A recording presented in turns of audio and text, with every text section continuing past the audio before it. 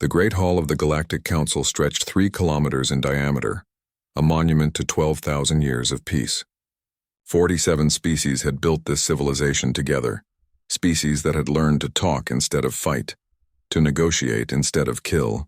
The chamber floated in the void between stars, neutral ground where no single race held advantage. Ambassador Chen sat in the human delegation section, her hands folded on the smooth metal table before her. She had occupied this seat for 6 years now, ever since humanity had been granted full membership in the council. Around her, representatives of dozens of alien species filled their own sections. The Xanthari with their forearms and crystalline skin, the Morgathi who existed as clouds of luminous gas contained in environmental suits, the ancient Krell, whose species had founded the council millennia before humans had invented the wheel. Today marked the 73rd session regarding the Velkrin territorial dispute. The Velkrin Empire had grown bold in recent decades, pushing at borders, claiming ancient rights to worlds that other species had settled. They were not unique in their ambition, but they were persistent. The council moved slowly by design. Every species had a voice. Every concern received consideration. Decisions might take months or years, but they prevented the horrors of war. Chen had learned to be patient. Humans were still the newcomers here, the primitive species that had barely crawled into space when the council found them. 40 years ago, humanity's first faster-than-light ship had stumbled into Xanthari territory. The Xanthari could have destroyed them. Instead, they had welcomed them. Humanity had been so grateful. The council had rules. Strict protocols governed everything from trade to territorial claims, to the rare instances when war became unavoidable. Even warfare had become civilized in this galaxy. Battles were scheduled. Casualties were minimized. Surrender was always accepted. Most conflicts never reached actual fighting because the deliberation process itself exhausted the desire for violence. The Velkrin claim holds merit under Provision 732 of the Ancient Territories. Act, droned the Krell High Speaker, his translated voice echoing through the chamber. However, we must balance this against the settlement rights of species who have occupied these worlds for at least 2 generations. Chen listened without expression. She had heard variations of this argument for 18 months now. The Velkrin wanted 15 worlds in human colonial space. They claimed that 8,000 years ago, before humans existed, before humans were even a dream, the Velkrin had mapped these systems. This apparently gave them rights that superseded the 3 million humans who currently live there. The human worlds in question were farming colonies mostly. New Terra, New Horizon, New Beijing, simple places where people grew crops and raised children under alien suns. They had left Earth seeking peace and opportunity. The council had approved their settlement permits. Everything had been legal and proper. "If I may address the council," said Ambassador Vekrin, the Velkrin representative. He rose from his section, his scaled form glittering under the chamber lights. "We do not wish conflict. We seek only what is rightfully ours by the oldest laws of this council.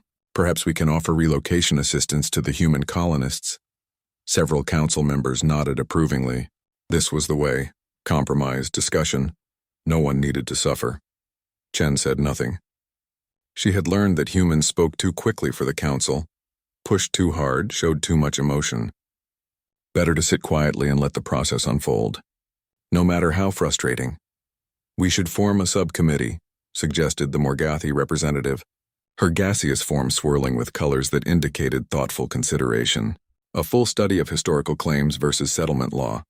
This may require another 6 months of research." More nods around the chamber.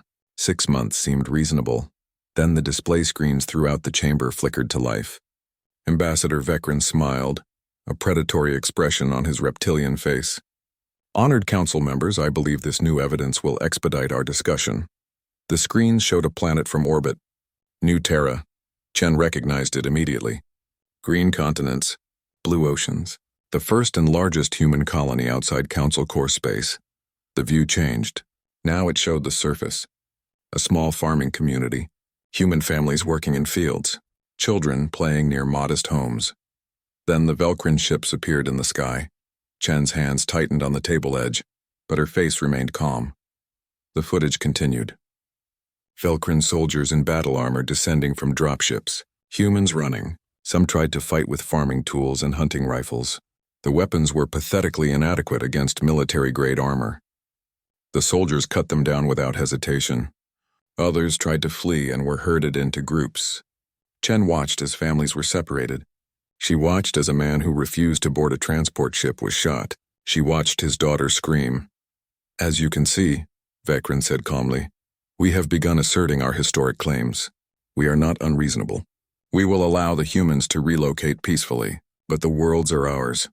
Shock rippled through the council. Several species began speaking at once, their translators creating a cacophony of sound. This was unprecedented.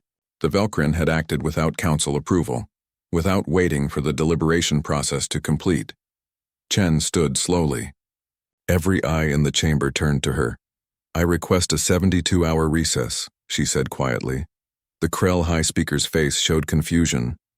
"Ambassador Chen, we must address this crisis immediately. A recess is not appropriate." "Then I request 24 hours. Ambassador, please sit down. We will discuss appropriate responses to this violation of protocol. I request recognition to speak." "You have recognition." Chen looked around the chamber, meeting the eyes of dozens of species. These beings who had built a civilization on talk and patience and rules. These beings who thought they understood the universe. "Then we are done talking," she said. She walked toward the exit. Her small delegation of human staff followed. Behind her, the council erupted into confused debate. Many found the human behavior amusing. Humans were always so dramatic, so emotional. They would learn. The council had weathered crises for 12,000 years. They would weather this one too. 16 hours later, every human ship in council space vanished. The Velkrin Empire controlled 200 worlds across 40 star systems. Their military was the third largest in the galaxy, a point of pride for their species. They had grown powerful through careful expansion and strategic positioning. When other species saw Velkrin warships, they negotiated quickly. Admiral Kresh stood on the command deck of his flagship, the Dominant Will, orbiting the Velkrin homeworld. He had received reports of human fleet movements but felt no concern. Humans had perhaps 300 ships total, scattered across their small territory. The Velkrin had 2,000 warships. Mathematics made victory certain. "Admiral, we're detecting multiple hyperspace signatures," his sensor officer reported. 70. "No, 90 ships emerging." Kresh watched his displays with interest. Were the humans coming to negotiate after all? That would be wise. They're spreading across the system. No formation we recognize. They're ignoring standard approach vectors. That was odd. Every species followed similar tactics in space combat. You positioned your fleet at optimal firing range. You exchanged volleys. You maneuvered for advantage. Battles could last for days or weeks, each side carefully managing resources and casualties. "Incoming communication from the human fleet," his communications officer said. "Put it through." A human face appeared on his screen, a woman in a dark military uniform. She wore no ceremonial decorations, no diplomatic markers, just ranks insignia and a name tag that read Admiral Okonkwo. "This is Admiral Kresh of the Velkrin." "We're not here to talk," the human said, and the communication ended. The human ships accelerated to attack speed instantly. No posturing, no demands for surrender. They simply opened fire. Kresh had fought in 14 battles during his career. He knew warfare. But what happened next made no sense. The human ships didn't maintain distance. They drove straight into his formations, weapons firing continuously. They targeted command ships, engine systems, weapons arrays. Every shot had clear purpose. Return fire! Maintain defensive formation. But the humans weren't following any formation he understood. They moved like predators, isolating targets and overwhelming them with concentrated fire before moving to the next. Within minutes, he had lost 6 ships. Within an hour, 23. And this was happening everywhere. Reports flooded in from across the Empire. Human fleets had appeared simultaneously at 37 military installations. Not random targets, carefully selected strategic points. Shipyards, command stations, supply depots, military academies. The humans had studied Velkrin infrastructure and struck every vulnerability at once. On the surface of Velkrin colony worlds, human dropships fell through the atmosphere like meteors. They didn't land at safe distances for organized deployment. They crashed down in the middle of military bases, troops pouring out before the ships even stopped moving. Colonel Vrex commanded the garrison on Velkrin 7, a military training world. He watched in disbelief as human soldiers breached his perimeter within minutes. They moved differently than any enemy he had faced. Fast, aggressive. They didn't stop to secure positions or wait for support. They just kept pushing forward. "Deploy riot control," he ordered. Surely the humans would fall back when faced with non-lethal suppression. The humans shot through the riot barriers and kept coming. "Activate the defensive shields on Section 4. The humans blew holes in the walls and came through the gaps. Vrex had trained for 40 years in military tactics. He knew that attackers needed time to reorganize, to treat wounded, to consolidate gains. The humans did none of that. Their wounded were dragged along by their comrades still firing. Their medics worked while the battle raged around them. They didn't pause. They didn't hesitate. Within 6 hours, his base had fallen. Human soldiers stood in his command center, weapons pointed at him. "You fought well," he said, offering the traditional surrender. The human soldier just stared at him with cold eyes and said nothing. On New Terra, human special forces had located the detention center, where Velcrin soldiers held human prisoners. The Velcrin commander sent a transmission to the approaching human forces. "We hold 500 human civilians. Cease your attack or we will execute them." The human response came from a man who identified himself as Captain Rodriguez. "We're coming anyway. If any of them are harmed, none of you will leave that building alive." The Velcrin commander was confused. This was not how civilized species behaved. You negotiated. You found alternatives. You didn't risk your own people. He executed 5 prisoners to show he was serious. 3 minutes later, the human forces breached every entrance simultaneously. The battle lasted 11 minutes. Every Velcrin soldier in the building died. The humans lost 43 soldiers in the assault. They evacuated the remaining prisoners and moved to the next objective without stopping. Across the Galactic Council networks, footage of human operations spread rapidly. Species that had never seen true warfare watched in horror. The humans fought with a precision that spoke to sophisticated training and technology, but with a ferocity that seemed almost primal. "They don't stop," one Zenthari military analyst reported to his government. "I've reviewed 18 hours of combat footage. Human soldiers fight until they are physically unable to continue. They don't retreat. They don't surrender. They advance until they achieve their objective or die." The phrase began appearing in military communications across the galaxy. They don't have a non-lethal setting. It was meant literally. Human weapons were designed to kill. Their tactics were designed to kill. Their doctrine was designed to destroy enemy capability to resist. There was no middle ground, no ceremonial aspect, no attempt to minimize casualties. 96 hours after the first human attacks, the Velcrin Empire had lost 60% of its military infrastructure. Their shipyards burned. Their command structure was in chaos. Their army was scattered and demoralized. The Velcrin High Command sent an emergency transmission to the Galactic Council. "We request immediate intervention. The humans must be stopped. They are not fighting a civilized war. They are committing genocide, but it wasn't genocide. The humans carefully avoided civilian targets. They didn't bombard cities or destroy non-military infrastructure. They just killed soldiers. Millions of soldiers, with surgical precision and overwhelming violence." Admiral Okonkwo's words, intercepted from a military briefing, spread across the galaxy and became infamous. "We tried it their way. We sat in that chamber for 18 months while they debated. We filed briefs. We followed protocols. We were patient. And then they killed our people anyway. So now we do it our way. We will keep doing it our way until every species in this galaxy understands that humans are not to be touched." The galaxy was learning what humans meant when they stopped asking nicely. The Zenthari Intelligence Ministry occupied a crystalline tower on their homeworld. Director Thalen had served there for 30 years, analyzing threats to galactic stability. In 3 decades, he had never felt fear. Fear was irrational. Data was what mattered. Now, surrounded by data about humanity, he felt something very close to fear. "Show me their history again," he told his research team. The holographic display filled with information. When the Council had first contacted humanity, they had requested historical records. The humans had complied. The Council had glanced at the data, seen primitive conflicts, and filed it away as evidence of a savage past that humanity was moving beyond. No one had looked closely. No one had really studied it. Until now. They fought 2 planet-wide wars in the span of 30 years, one researcher said. Their World War I killed 17 million people. World War II killed 85 million. Thalen processed this. That's... Their entire population was only 2 billion at the time? Yes, Director. They killed 4% of their species in 6 years. The display showed images of human cities reduced to rubble, massive armies spanning continents, weapons that could destroy entire populations, and this was centuries before they reached space. They used nuclear weapons, not as a deterrent. They actually used them, in war, against their own species. Another researcher highlighted different data. The wars don't stop. For their entire recorded history, humans have been fighting, sometimes globally, sometimes regionally, sometimes small tribal conflicts, but always fighting.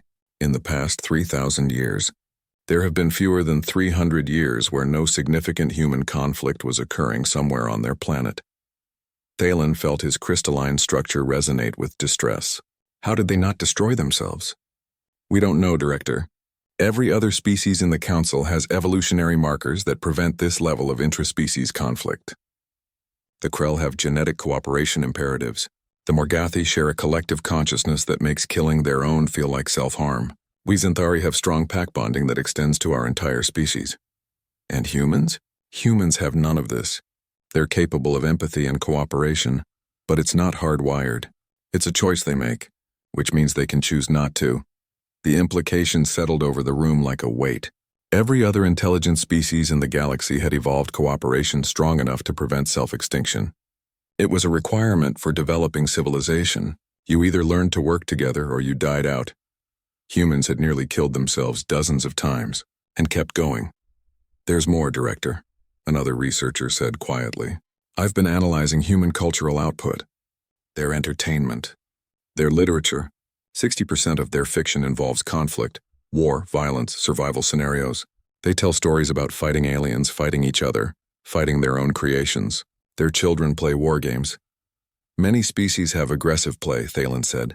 Not like this. Human children play games where the objective is to simulate killing the other team. They call it fun. The display showed human military academies. Every major human nation maintained multiple facilities dedicated to teaching warfare. Millions of humans chose military service as a career. They trained constantly, even during peacetime, preparing for wars that might never come. They never stopped being warriors, Thalen realized. We thought their admission to the Council meant they had evolved past their violent nature. We were wrong. They were just being polite. A message arrived from the Krell Council representative. Thalen opened it and felt his structure nearly shatter from the implications. The message contained a single intercepted human military communication. Admiral Okonkwo speaking to her fleet commanders. Remember, we are not fighting to punish the Velcrin for what they did. We are fighting to teach every species in this galaxy what happens if they ever do it again. When we are done, no one will ever look at a human colony and think it's an acceptable target. No one will ever see human civilians and think they are weak. We are not here for revenge. We are here to make sure this never happens again. Thalen understood now. The humans weren't angry. They weren't out of control. This was calculated, strategic. They were sending a message written in Velcrin blood. The Velcrin High Command sent peace offers daily now. They offered territory. They offered reparations. They offered complete withdrawal from all disputed systems. The humans ignored every transmission. Finally, Ambassador Chen responded. Her message was broadcast on all diplomatic channels. You will surrender when we are standing on your homeworld. You will mean it then. The galaxy reacted with horror. The Velcrin were offering everything. What more could the humans want? A Morgathi philosopher published an analysis that went viral across the galactic networks. The Velcrin made a critical error. They assumed humans would negotiate, because that's what civilized species do. But humans don't negotiate when their children are killed. They don't seek compromise. They seek to ensure it never happens again. And the only way to be certain is to remove the enemy's capability to threaten them. It was the truth no one wanted to face. Humans weren't fighting to win concessions or gain territory. They were fighting to break the Velcrin so thoroughly that no other species would ever dare to threaten humanity again. But this is barbaric, the Council members protested. We have laws, protocols. They can't just ignore everything we've built. A human military historian, a civilian named Dr. Sarah Kim, published a response that was read across the galaxy. You built your civilization on assumptions that don't include us. You assumed everyone valued life the same way. You assumed everyone found prolonged violence as distasteful as you do. You assumed wrong. Humans value life deeply, which is exactly why we respond to threats against it so violently. Every human knows what we're capable of because we've done it to ourselves for millennia. We've seen the worst of what humans can do. We've survived genocides, world wars, weapons that can end all life on our planet. And we're still here. You've lived in peace for 12,000 years. That's beautiful. We've been fighting for our entire existence. You don't understand us because you've never had to be us. The words cut deep because they were true.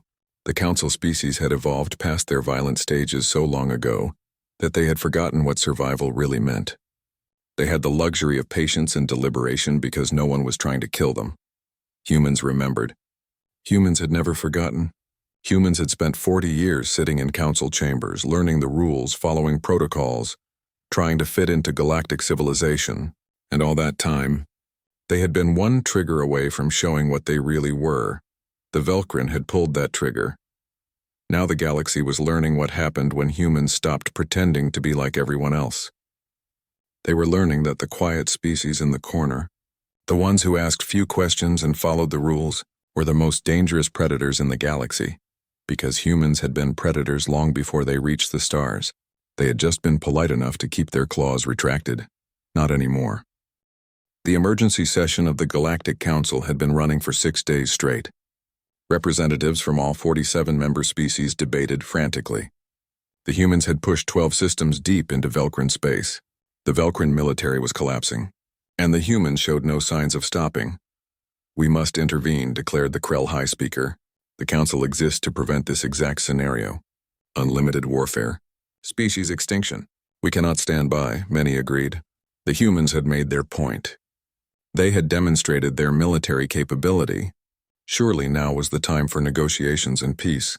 Ambassador Chen sat in the human delegation section, silent as always. She had not spoken since the day she walked out. The other council members found her presence unsettling. She just watched and listened, her face showing nothing. "We propose a peacekeeping force," announced the Morgathi representative. 15 species will contribute ships. We will position ourselves between human and Velcrin forces and impose a ceasefire. Both sides will be required to enter mediation. The vote passed overwhelmingly. Only the humans abstained. The council fleet assembled quickly. 200 ships from 15 different species. It was an impressive show of unity and strength. Admiral Zathos of the Krell commanded the combined fleet. He was 300 years old and had overseen countless successful peacekeeping operations. "The humans will see reason," he told his staff. "Once they understand that the entire council stands against continued violence, they will negotiate." This is how civilization works. The fleet positioned itself in the Velcrin 7 system, directly in the path of the human advance. Ahead of them, a Velcrin defense fleet waited desperately. Behind them, 90 human warships approached. Admiral Zathos opened a communication channel. "Human fleet, this is Admiral Zathos, commanding Council peacekeeping operations. By the authority of the Galactic Council, you are ordered to stand down and proceed to neutral space for mediation. Further hostilities will be considered a violation of Council law." The human ships maintained course and speed. "Human fleet, acknowledge this transmission. You are in violation of Council directives." Still no response. Zathos felt his first moment of doubt. In 2 centuries of peacekeeping, no species had ever ignored a Council fleet. The implications of such an action were unthinkable. Finally, a communication came through. Admiral Okonkwo appeared on his screen. "Admiral Zathos, you need to move your ships. The Council will not permit further aggression. We outnumber you more than 2 to 1. We have ships from 15 species. You cannot. You had your chance to stop this peacefully," Okonkwo said. Her voice was tired, not angry. 18 months we waited while you talked. We followed your rules. We trusted your process. Then our people died while you were still forming subcommittees. So now we do what we should have done from the beginning. Move your ships or share their fate." Zathos felt something he had not felt in 200 years. Anger. "Do you threaten the Council itself? This is beyond madness. We represent 46 species. We represent 12,000 years of civilization. You are one species that has been in space for less than a century." "Stand down!" We represent 3 million colonists who were murdered or enslaved while you debated. We represent every human who will ever live, who will never again be threatened because we were too weak to protect them. You don't represent us anymore. You had that privilege. You lost it. Then you leave us no choice. Zathos turned to his fleet commanders. Prepare to enforce the ceasefire. Target human weapons and engines only. Disable their fleet. The tactical officer looked uncertain. Admiral, the humans are not powering down. They're maintaining combat formation. They're bluffing. Fire warning shots, the council ships fired. Brilliant energy bolts crossed the space between the fleets, deliberately missing the human ships. The humans returned fire, but they didn't miss. What happened next would be analyzed by military historians for generations. The human fleet didn't try to disable council ships. They didn't aim for weapons or engines. They went straight for the kill. Bridge sections, power cores, life support systems. The humans moved through the council fleet like a blade through paper. Their targeting was perfect. Their coordination was flawless. They had clearly studied every ship type in the council fleet, identified every vulnerability, planned every attack vector. The council ships fired back, still aiming to disable rather than kill. It was what civilized species did. You stopped the threat but preserved life. The humans had no such restrictions. Admiral Zathos watched in horror as ship after ship on his tactical display went dark. The Zenthari cruiser shattered under focused fire. The Morgathi carrier vented atmosphere. The Krell battleship lost all power. All ships full attack. Defend yourselves! But it was too late. The council fleet had trained for peacekeeping. They had trained to show force and intimidate. They had trained to fire warning shots and make threatening postures. The humans had trained to kill. 11 minutes after the first shot was fired, the council fleet was devastated. 43 ships destroyed outright, another 71 disabled and drifting. The survivors fled, their commanders shocked and traumatized. The human fleet barely slowed down. They swept past the wreckage and continued toward the Velcrin positions.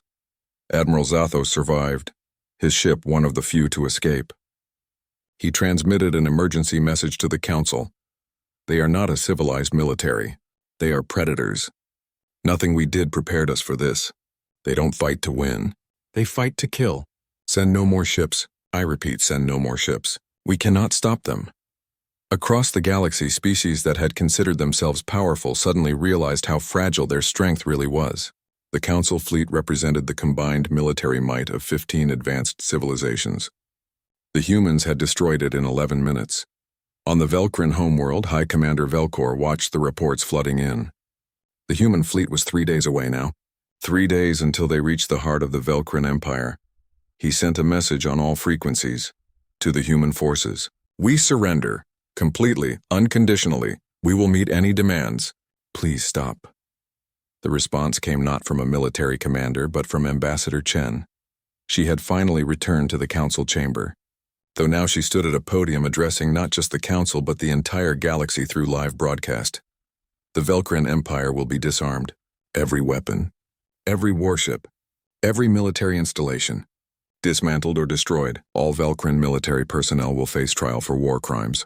Those responsible for attacks on human civilians will be executed. The Velcrin government will pay reparations for 1,000 years, and human forces will garrison Velcrin space to ensure compliance. These terms are slavery, protested the Velcrin ambassador. You cannot, we can, Chen said simply, we will. You have 72 hours to begin compliance. After that, our ships reach your homeworld and the terms get worse. The council chamber erupted in protests. This was too harsh. This was tyranny. This was everything the council existed to prevent. Chen waited for the noise to die down. For 40 years we tried to be like you. We sat in this chamber. We followed your rules. We believed in your system. You taught us that civilization meant patience and dialogue. That force was the last resort of savages. We learned your lessons well. Perhaps too well. Because when the moment came when our people needed protection, your system failed. Your rules failed. Your civilization failed. So we returned to what we know. What we've always known. The only law that never fails. The strong protect the weak, and the weak become strong enough that they need no protection. You invited humans into your civilization. Now you learn what that means. She looked around the chamber at species that suddenly seemed small and afraid. We are not sorry. We will never be sorry. Remember this moment. Remember what happens when you mistake human patience for human weakness. 5 years had passed since the day that changed everything. The galaxy was different now, quieter, more careful. The Great Hall of the Galactic Council looked the same. The same crystalline walls, the same floating platforms for each species, but the atmosphere was different. Species that once debated loudly now spoke more softly. Territorial disputes that might have dragged on for years were resolved in weeks. No one wanted to test the new reality. Ambassador Chen still occupied the human delegation section. Her hair showed more gray now, but her eyes were the same, sharp, watchful. Around her, representatives of 47 species conducted the business of galactic civilization. But everyone was aware of the human warships patrolling near Council space. Everyone knew that human military bases now dotted strategic points across 12 sectors. Everyone remembered. The Velcrin Empire still existed technically. They had their worlds and their government. But Velcrin military academies taught tactics designed by human instructors. Velcrin defense forces used weapons approved by human command. Every Velcrin ship carried a human observer.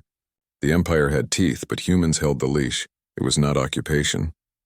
The humans called it protective oversight, but everyone knew what it really meant. Young Krell students learned about the unleashing in their history classes now. Their teacher, an old veteran named Vrath who had served on a council peacekeeping ship, told them the story. The humans sat with us for 40 years. They were quiet, patient. We thought we had civilized them. We thought we had taught them a better way. He paused, his ancient eyes distant with memory. We were wrong. They were studying us, learning our weaknesses, understanding our assumptions. They were always warriors. They just pretended to be like us because it was convenient. But why didn't we see it? A student asked. Because we didn't want to see it. We built our civilization on the idea that everyone thinks like us, that everyone values peace the way we do, that everyone finds violence as disturbing as we do. The humans shattered that comfortable lie. They showed us that the galaxy is bigger and stranger than we imagined. That cooperation is not inevitable. That civilization is not the natural state of intelligent beings. It's a choice. And sometimes, the price of that choice is remembering what happens when you break it. In Zenthari space, their military academies had been rebuilt. Director Thalen, now retired, had overseen the reformation. The crystalline lecture halls were filled with young Zenthari learning new tactics. Human tactics. You must understand, a human instructor told her class of Zenthari officers, that everything you were taught about warfare was designed for species that don't really want to fight. You were taught to minimize casualties, to preserve life, to make war so expensive and slow that no one wants to do it. These are good goals, noble goals, but they only work if everyone agrees to the same rules. She pulled up tactical displays from the Velcrin War. We don't fight to make a point. We don't fight to gain negotiating position. When humans fight, we fight to end the threat permanently. We fight to make the enemy incapable of threatening us again. We fight to teach lessons that last generations. Is this cruel, perhaps? But it's also effective. There has not been a single interstellar war in 5 years, not one, because everyone remembers what happens when you push too far. A Zenthari officer raised one crystalline limb. But at what cost? Your way requires accepting massive casualties, risking everything. Yes, the human instructor agreed. That's the difference. We're willing to pay any price to protect our people. Are you? That's not a judgment. It's a question. Different species have different values. But you need to understand that if you ever face an enemy willing to pay that price, your old tactics will fail. We're teaching you our way not because it's better, but because now you know it's possible. Now you know what real war looks like. In the council chamber, a new species was being inducted, the Terani, a peaceful race of amphibious beings from the Outer Rim. They had applied for membership and passed all requirements. Today they would officially join galactic civilization. Ambassador Chen stood to give the welcoming address. It had become a tradition. The humans always spoke to new members. A reminder, a warning. Welcome to the Galactic Council, she began. You're joining something ancient and beautiful. A civilization built on cooperation and mutual respect. We want you to thrive here. We want you to find peace and prosperity. She paused, letting the pleasant words settle. But we also need you to understand the rules. The Council has many laws, trade regulations, Territorial rights. Diplomatic protocols. Learn them. Follow them. They're good rules built by good people trying to do good things. Another pause. The Tarani delegation watched her with large, gentle eyes. There is one rule that matters more than all others. One rule that is not written in any treaty or law. One rule that the entire galaxy has learned in the past 5 years. Her voice grew quieter but somehow harder. Do not harm human civilians. Not one, not ever. Not for territory. Not for resources. Not for strategic advantage. Not for any reason that seems important to you. The chamber was silent. Every species present remembered their own moment of learning this lesson. Follow that rule, and we are the most loyal allies you could ask for. We will defend council members as fiercely as we defend our own. We will share our technology and knowledge. We will stand beside you against any threat. But if you break that rule, she left the sentence hanging. The Tarani ambassador shifted uncomfortably. Is this a threat? He asked quietly. No, Chen said. It's a promise. A guarantee. A statement of fact. You're joining a civilization that has learned what humans are capable of when pushed. Learn from their experience. Don't add your own. After the session, a Velcrin observer approached the Tarani delegation in the diplomatic halls. The Velcrin ambassador Kreth was young. Too young to have served during the war. But he had grown up in its shadow. Is she serious? The Tarani ambassador asked him. Would they really attack over a few casualties? Kreth looked at him with something like pity. It wasn't a few casualties that started the war. It was 73 human civilians, 73 out of billions, and the humans destroyed our empire. They killed millions of our soldiers. They dismantled our government. They occupied our worlds, all for 73 people. That's insane. No, Kreth said quietly. That's human. They don't think like us. They don't calculate acceptable losses. Every human life is worth total war to them. Every single one. You think that's extreme? Maybe it is. But it also means that if you're their ally, they will move heaven and earth to protect you. If you're their enemy, they will teach you why extinction is merciful compared to what they're really capable of. He gestured to the memorial visible through the chamber windows, a simple monument floating in space near the council station. 73 names carved in stone. Human names. The people who died on New Terra. That's not a memorial to war, Kreth said. It's a warning. Every species that enters this chamber sees those names. Every species remembers what happened because of those names. The humans put it there not to celebrate their victory, but to remind us all, to remind us that they tried peace. They tried patience. They tried our way. And when our way failed, they returned to theirs. The Tarani ambassador stared at the memorial for a long moment. What are they? He whispered. They're humans, Kreth said.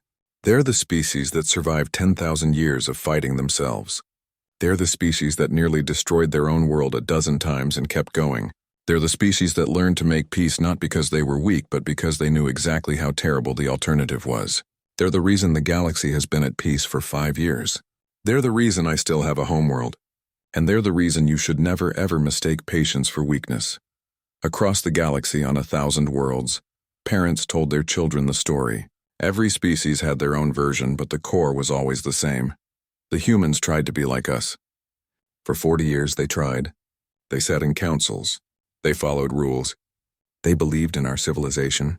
And then someone made them remember what they really were, what they had always been. Warriors who chose peace, not beings who were naturally peaceful. There's a difference, a critical difference. And every child who heard the story learned the same lesson. Every alien who looked at humans saw them differently now.